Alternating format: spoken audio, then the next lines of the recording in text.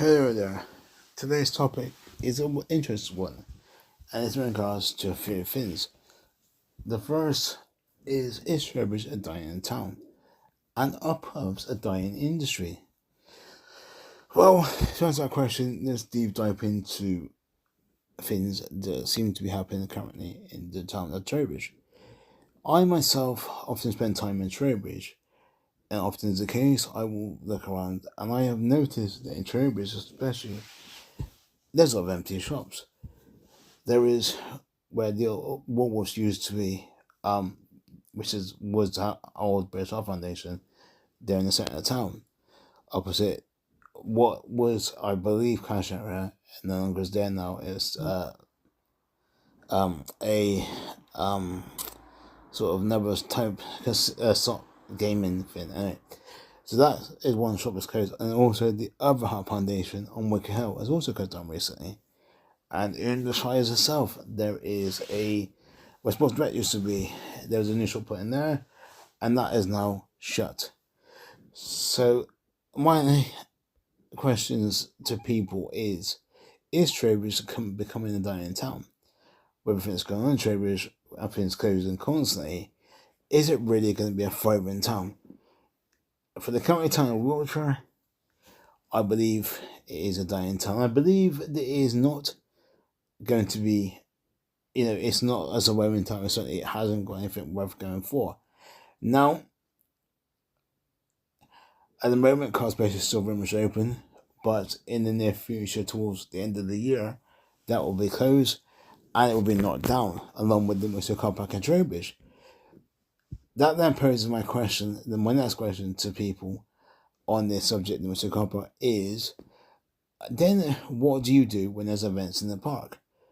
Where do people park? Because when there's events in the park, or normally, for example, Trade Vegas in the park, it has been for the past couple of years an active thing in the park. Normally during the summertime, it's start of August. Normally, it is an activity. What normally it's normally music stuff on the Saturday, and sometimes they'll have like bands and stuff in the bandstand on the Sunday.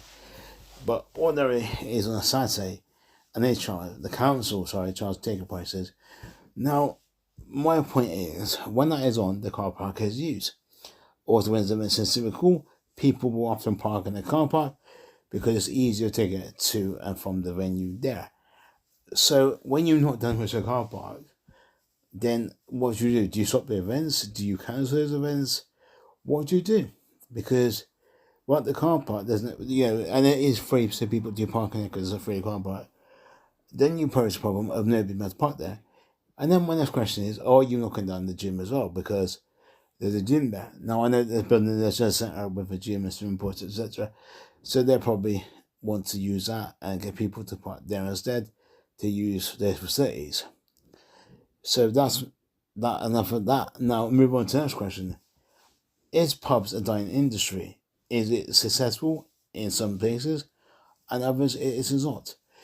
Well, I bring you again to my topic of this in Trowbridge, Wiltshire itself, because Trowbridge, Wiltshire is a nice town, don't get me wrong. There's many pubs in Trowbridge. Or there used to be, rather. There isn't as many pubs as there used to be in Trowbridge nowadays.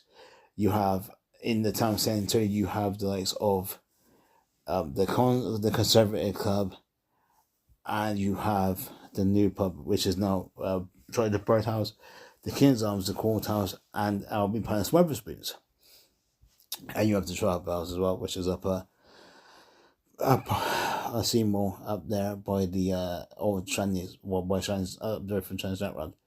Now, to answer that question, yes, a lot of pubs are a dying industry because a lot of pubs don't make very much money.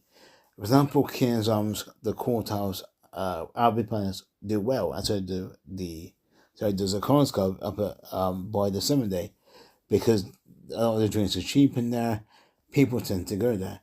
Now, when Birdhouse first opened on the Friday, it was a Friday about 2 weeks ago, I think it was busy as anything.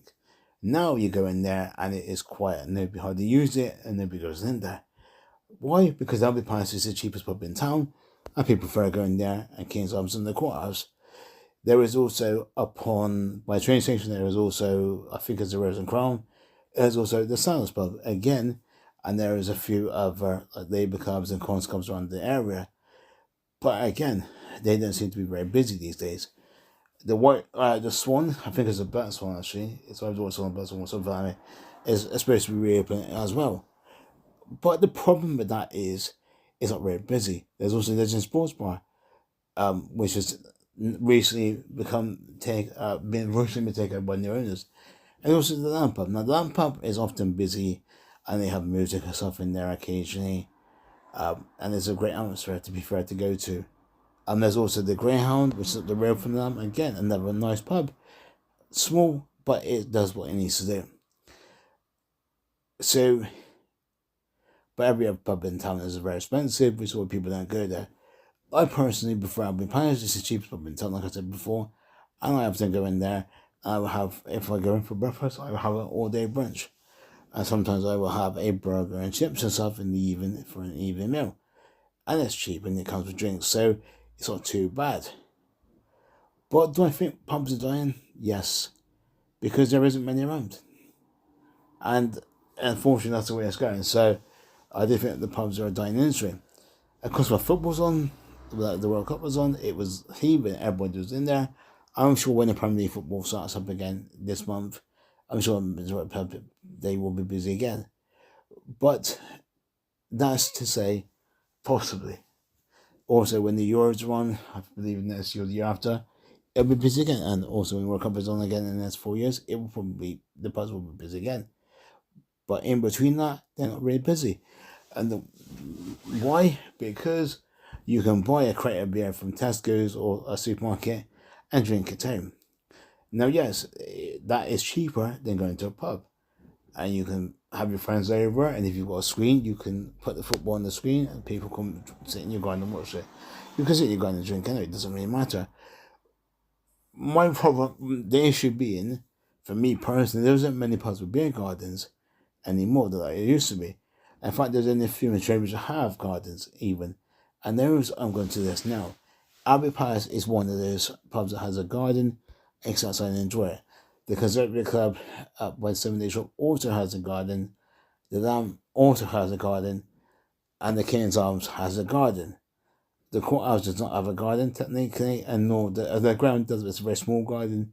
And Silas Pub also has a very small smoking area, Silas Garden. But I don't want to sit inside, it's too small. So King's Arms, the Lamb, and the so Courthouse, Lamb, and the Conservative Club are the main three pubs that have gardens that are satisfied to sit out and enjoy the sunshine. But again, it is a dying industry. So I'm going to post this on YouTube. Please let me know your thoughts. Thank you.